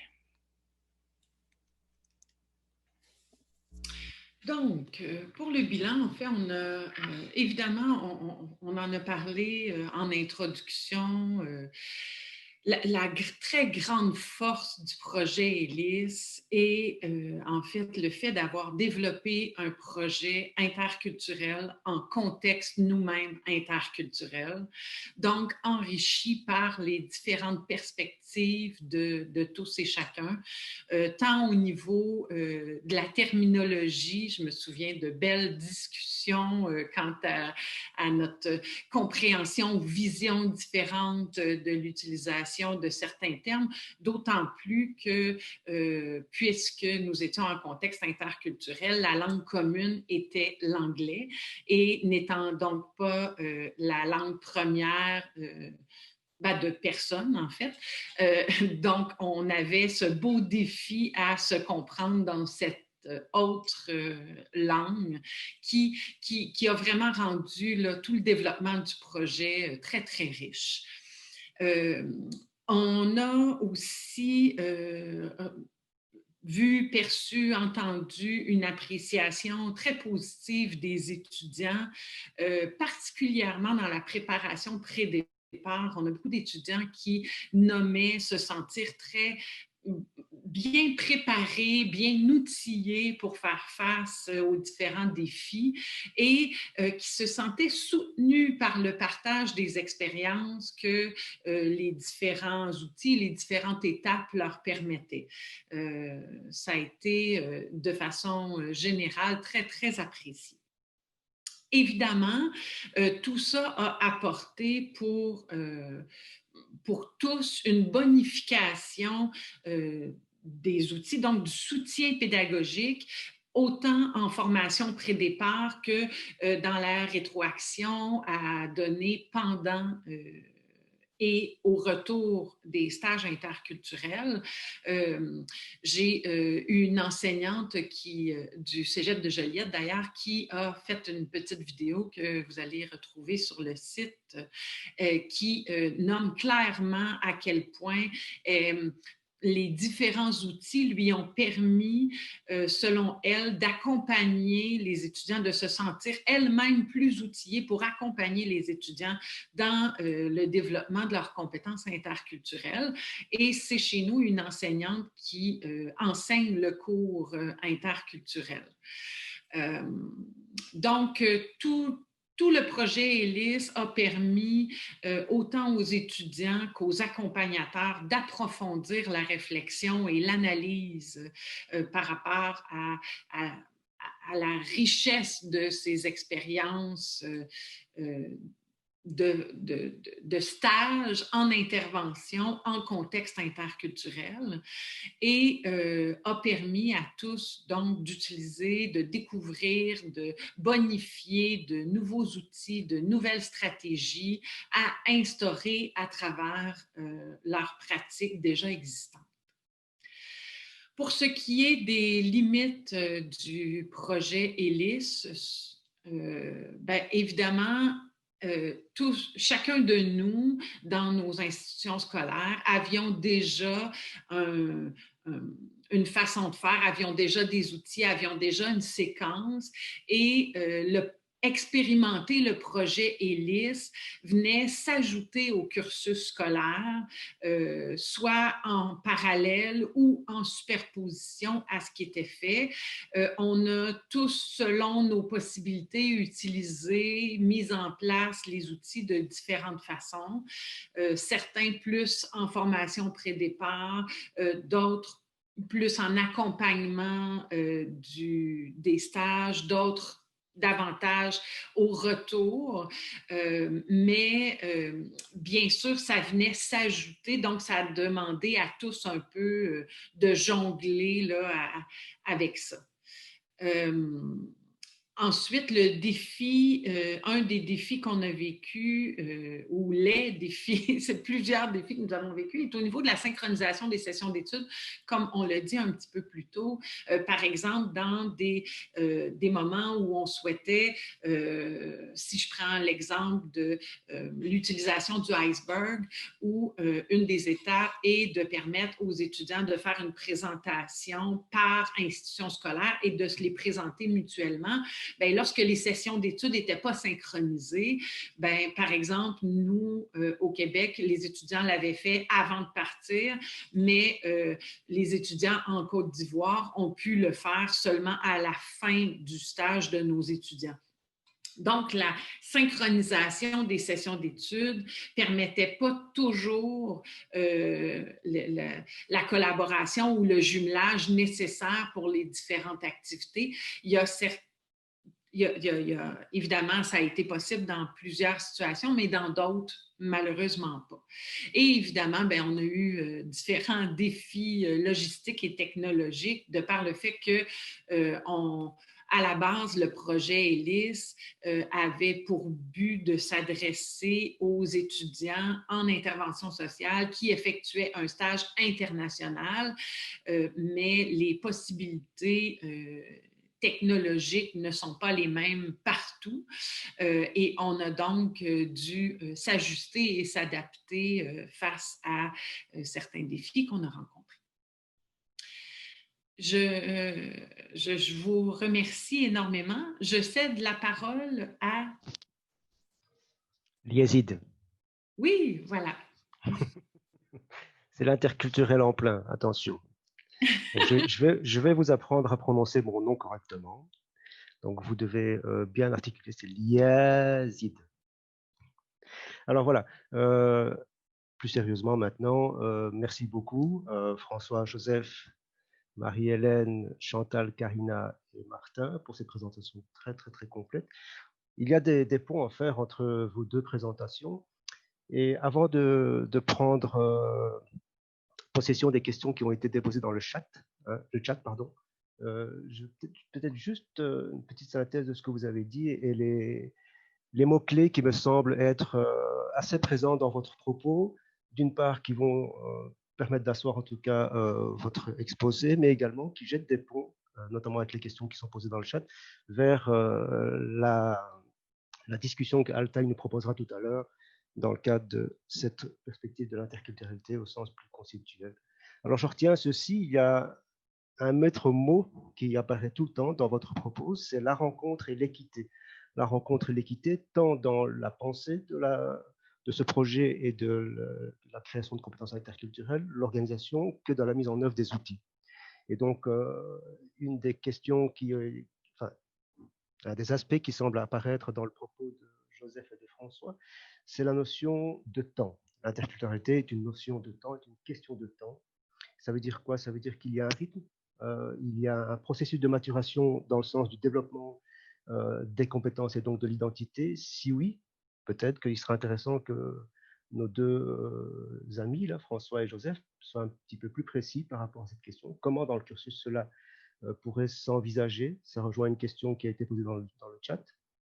Et donc, pour rappel des notions importantes, l'altérité, et alors la question de l'expérientiel apparaît très très fort dans ce qui est évoqué tant dans le propos de Joseph et de François que dans le propos qui a été développé au niveau des outils, qui sont vraiment très très très complets et d'un exposé de qualité assez exceptionnel, je trouve. Merci beaucoup pour cela. Une des questions qui va également peut-être à laquelle peut-être il faudra réfléchir un petit peu maintenant, parce qu'elle apparaît tant dans le propos qui a été proposé par Joseph et par François, mais également qui trouve un écho dans ce que vous avez proposé là maintenant. On a évoqué la juste place des outils numériques, parce qu'en fait, les outils numériques sont un moyen, sont un vecteur de pouvoir faire vivre et porter la construction des compétences interculturelles.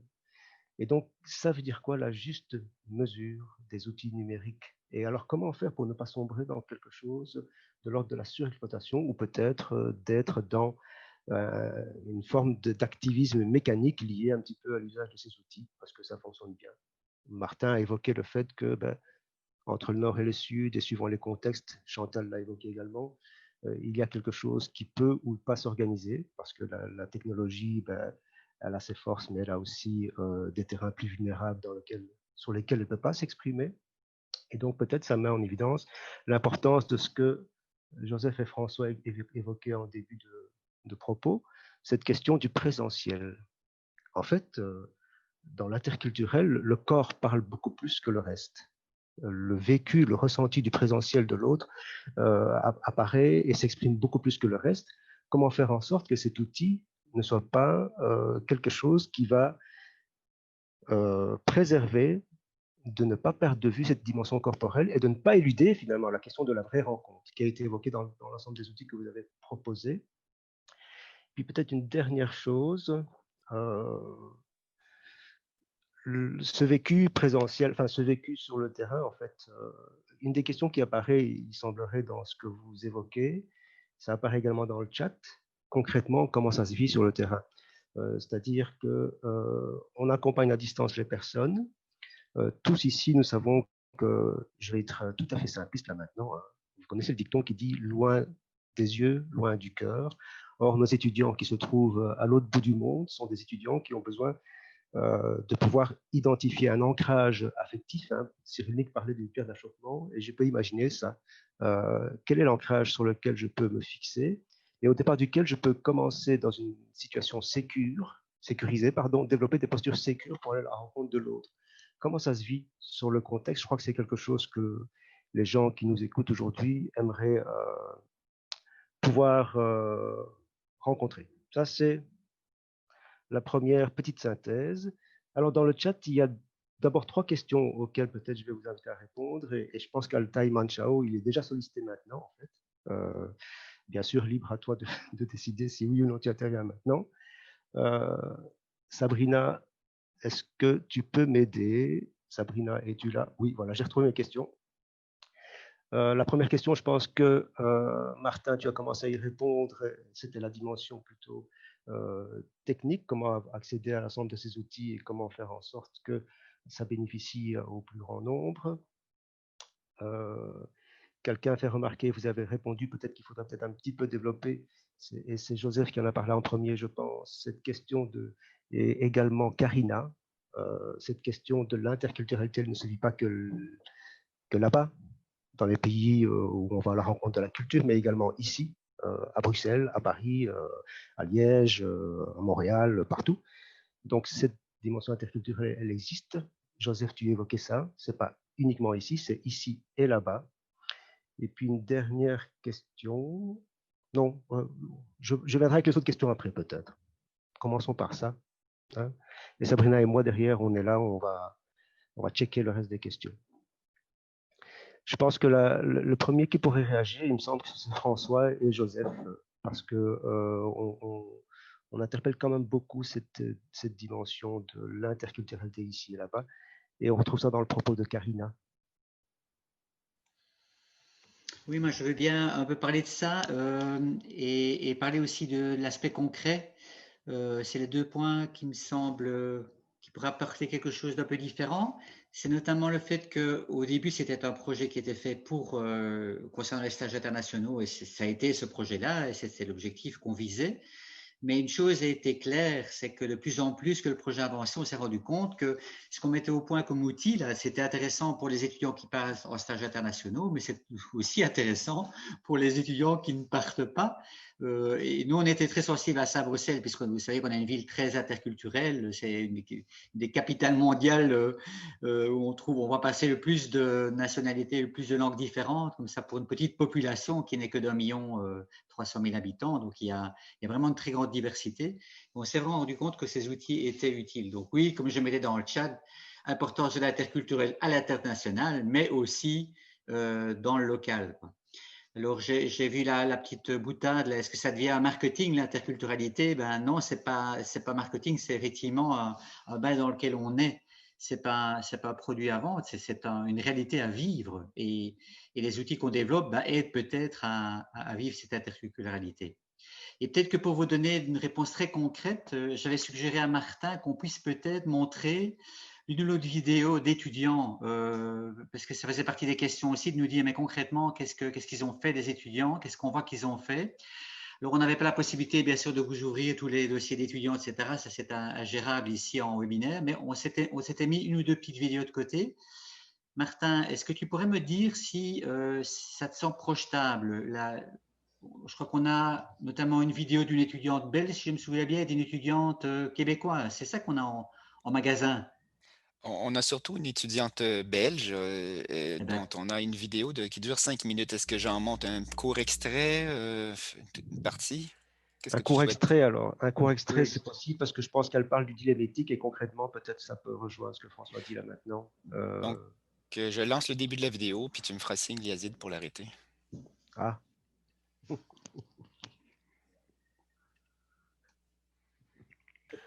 Alors bonjour déjà.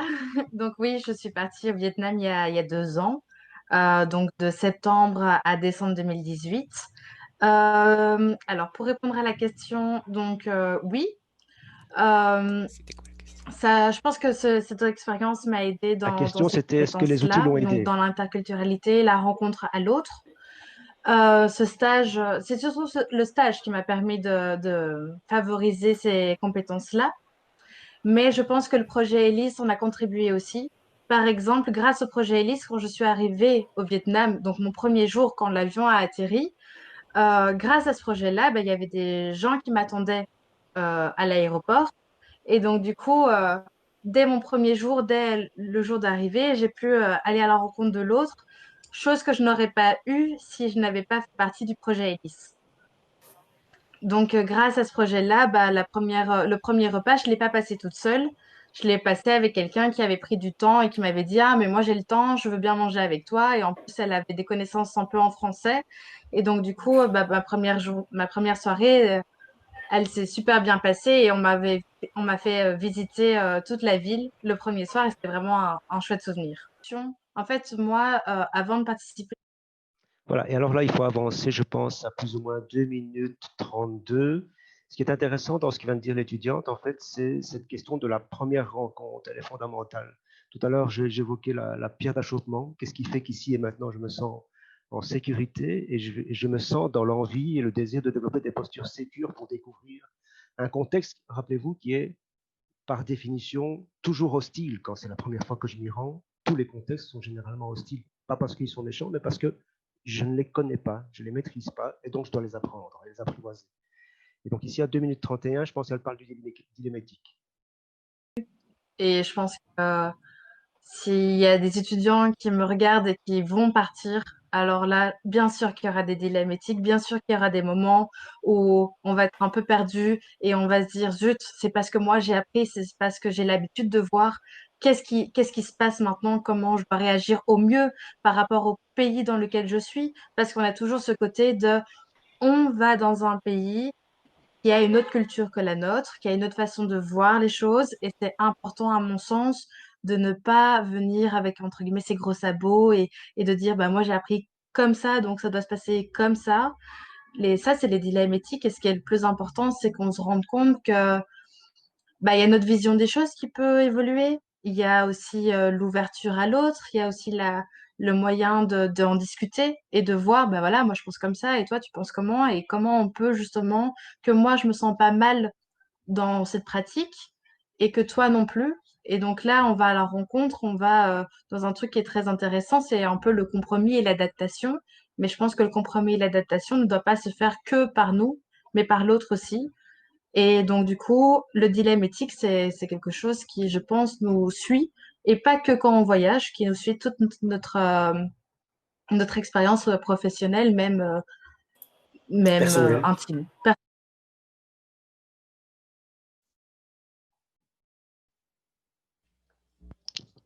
Je ne sais pas si ça aide les gens à pouvoir à mieux se représenter un petit peu les enjeux pour les étudiants. Je pense qu'on a aussi des possibilités de vous montrer des icebergs qui ont été complétés. Je pense que l'équipe du Québec, vous aviez réalisé une petite vidéo qu'on retrouve sur YouTube où les étudiants croisent leur iceberg personnel pour faire un iceberg collectif.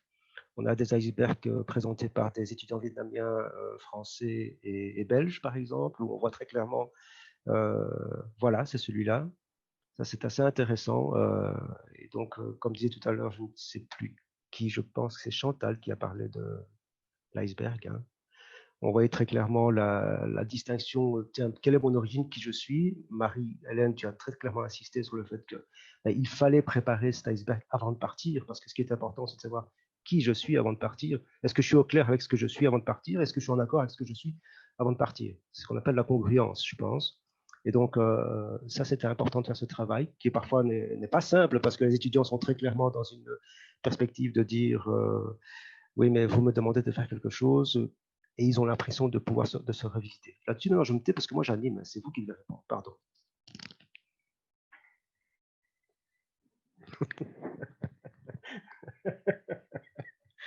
Alors. Et je crois que c'est François, tu es encore là. Je pense que on pourrait reprendre aussi dans ce que vous venez de dire, la question de Marie Winker dans le chat là. Elle met en évidence le fait que cette question de la sensibilité à l'interculturel, c'est quelque chose qu'elle pratique depuis plus de 30 ans dans l'enseignement. Tout à l'heure, vous aviez évoqué le fait que dans tous les secteurs, on va retrouver cette dimension d'interculturalité. Elle met en évidence le fait que c'est souvent ceux qui sont preneurs de cette démarche de l'interculturel sont ceux qui sont sensibles à la dimension interculturelle, et que 30 ans après, elle observe que finalement, c'est toujours le cas. La grande question qui se pose, c'est comment faire pour éviter cela. Et elle ouvre également le champ pour dire, voilà, il faudrait peut-être élargir le champ d'application de l'interculturalité. Elle évoque ici le domaine juridique, parce que nous sommes dans des pays qui accueillent de plus en plus des populations différentes, cultures différentes, et qui demandent qu'une seule chose, c'est à vivre dans un contexte différent et où elles développent leur compétences interculturelles. J'avais aussi relevé cette question en trouvant que c'était une remarque qu'on s'était faite tout au long du projet, c'est que dans nos hautes écoles et dans des universités partenaires et autres, on avait eu la remarque que ces outils de travail sur l'interculturalité, c'était intéressant pour la profession du social, les métiers du social, mais en même temps, intéressant pour d'autres métiers. On a eu des feedbacks venant de toutes sortes de métiers différents et forcément les métiers qui touchent ceux du social, hein, comme les enseignants, comme les juristes, comme les professions de soins, qui nous ont dit oui, ça c'est vraiment des outils dont on aimerait bien disposer aussi. C'est clair que nous, on a pensé notre travail en fonction des métiers du social parce que ben voilà, c'était la commande et c'était notre intérêt premier, mais qu'on est tout à fait prêt, effectivement, à être ouvert aux autres professions qui viendraient nous trouver en disant comment est-ce qu'on pourrait adapter ça à des métiers de l'ordre du juridique, des professions de soins. On avait même eu des gens, je ne sais plus dans quelle école, je crois que c'était dans notre haute école, où les ingénieurs étaient venus nous trouver en disant ben, ça serait intéressant de pouvoir travailler ce genre d'outils-là. Et donc, c'est aussi, ça rencontre un peu la réflexion que Cindy nous fait dans le chat en nous disant comment faire en sorte que ça puisse s'ouvrir à un public large et ne pas en faire une histoire que de formateurs. Ben, c'est un outil de formateur qu'on a créé nous. Donc, on est bien content que ce soit comme ça que ça apparaisse, mais en même temps, c'est vrai que la question de l'interculturalité, maintenant, et ça peut-être Altaï pourra nous en parler un peu plus dans la deuxième partie, c'est comment faire que ça ne devienne plus une sorte de réflexion qu'il faudrait s'obliger à faire, mais que ça devienne une pratique naturelle, quoi, que l'interculturalité, qui est une réalité, je répète, hein, on est dans un monde interculturel, puisse devenir une réalité et qu'on ne doive plus pousser quelque chose. Qu'il n'y ait plus besoin de marketing, en fait, hein, pour reprendre la petite boutade qui était dans le chat. Altaï, ça va? Pardon, excuse-moi Chantal, vas-y. Non, c'est Karina. Yazid, Karine. peut-être si je peux ajouter, en fait, je pense que c'est une force d'Elis, c'est-à-dire de rendre justement ces outils-là disponibles. Bien sûr, les outils étaient à la portée des enseignants qui envoient des étudiants à l'étranger, donc qui ont déjà une réflexion sur l'interculturel, qui pratiquaient l'interculturalité avant ou qui formaient à l'interculturel. Mais ces outils-là, dans chacune des institutions et maintenant sur le web, sont accessibles à des professeurs qui peut-être ne vivent pas cette réalité-là avec leurs étudiants, n'envoient pas d'étudiants à l'étranger, mais veulent aborder la question de l'interculturalité parce que leurs étudiants locaux vivent des défis dans leurs stages locaux en lien avec l'interculturel. Et là, les outils, ils sont là.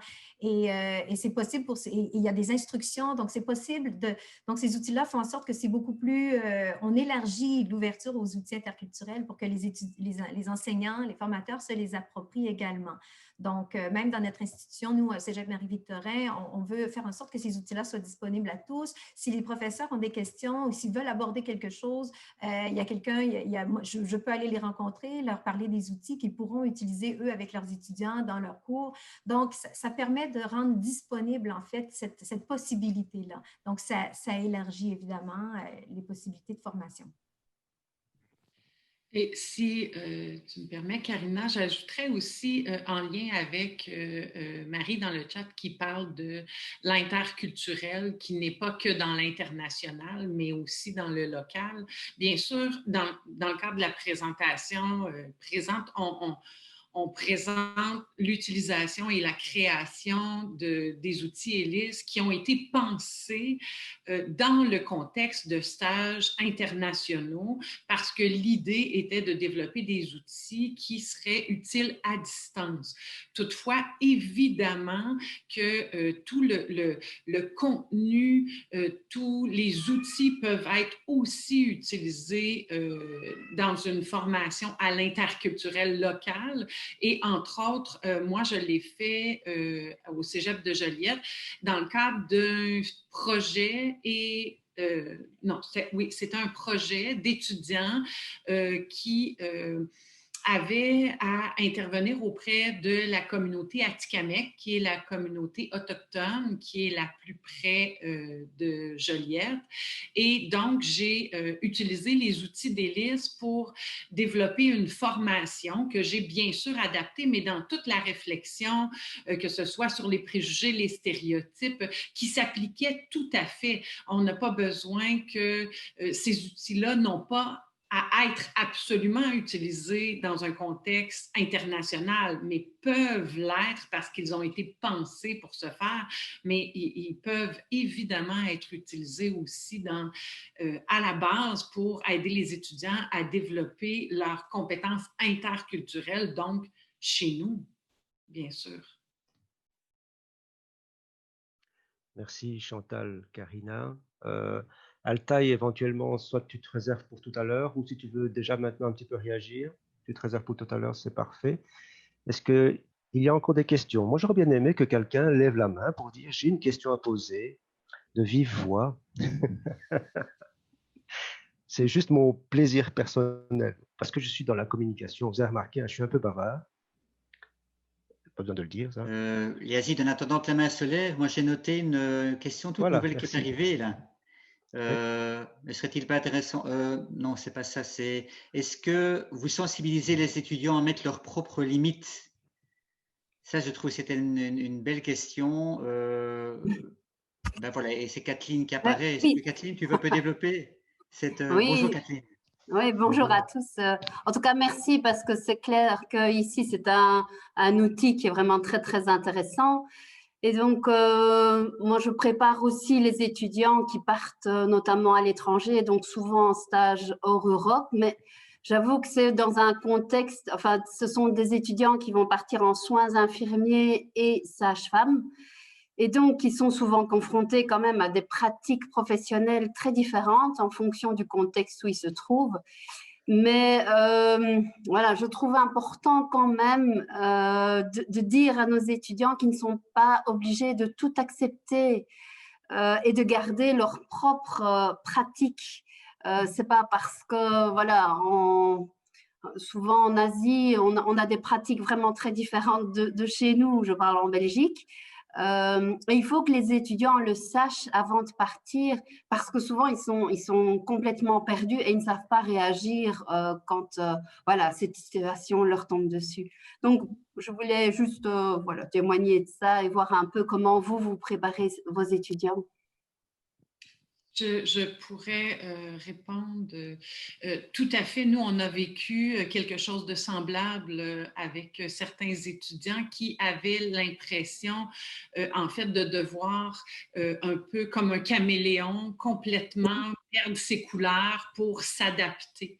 Et c'est d'ailleurs une discussion qu'on a eue, je me souviens, en Italie, dans le cadre du projet ELIS, là, entre partenaires, à savoir la définition. Nous, on utilisait justement le terme adaptation qui était compris, perçu différemment par les différents partenaires et on s'entendait tous sur le fait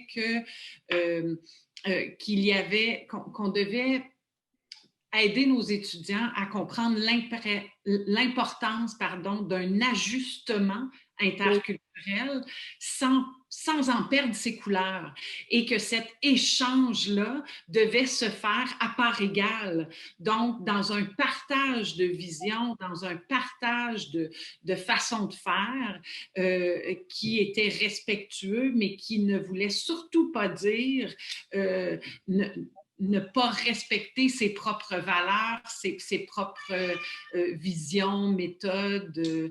Et donc, tout le travail pré-départ, de prendre conscience de qui je suis, de prendre conscience de comment nous on fait, va permettre, je crois, à l'étudiant d'arriver d'autant plus solide dans cette expérience-là et d'être capable, avec respect, de se présenter en disant « Voici ce que nous, on fait chez nous ».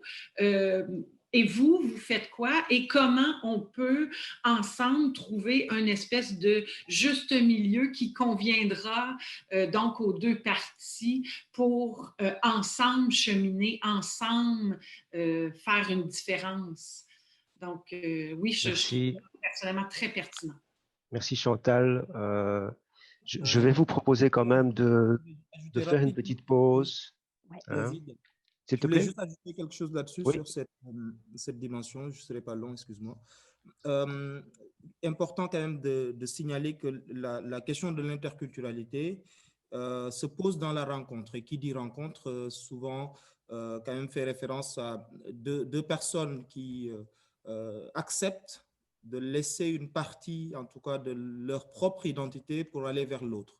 Et ce moment qui rend dynamique ce concept d'interculturalité, sinon de penser de façon très abstraite, fait que, par exemple, quand nous, nos étudiants partent, j'ai accompagné des étudiants qui sont partis au Sénégal, où la première partie, forcément, du stage déroutante dans la mesure où l'étudiant semble nager dans un vide identitaire où c'est plus si je dois ramener ce que j'ai comme identité sur ce terrain ou est-ce que je dois tout laisser sur place.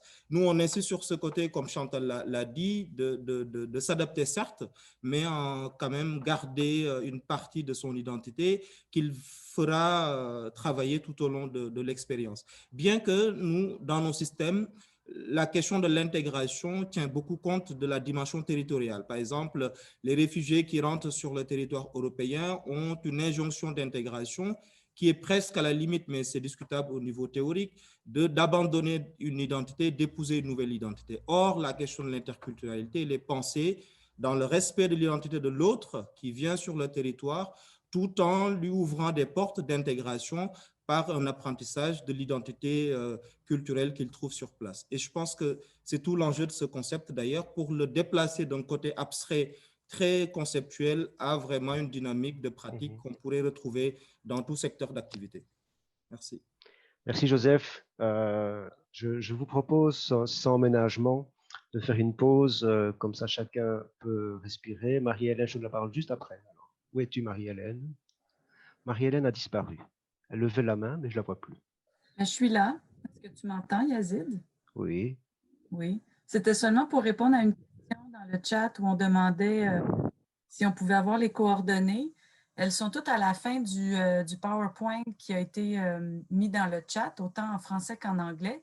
Et ce sont les coordonnées de tous les enseignants, formateurs, des institutions qui ont travaillé sur le projet. Donc, en gros, de tous les présentateurs d'aujourd'hui, en plus des coordonnées de nos collègues au Portugal et aux Pays-Bas. Voilà. Merci. Merci beaucoup. Et on est disponible, on est tout à fait disponible pour répondre aux questions. Donc, je vous donne rendez-vous à 16h10. Ça vous va? Comme ça, chacun a un petit quart d'heure de pause. Ça veut dire qu'on prend plus ou moins 8 minutes de retard sur le planning. C'est gérable, Martin? Oui, hein. Oui, tout à fait. À tout à l'heure. À tout à l'heure.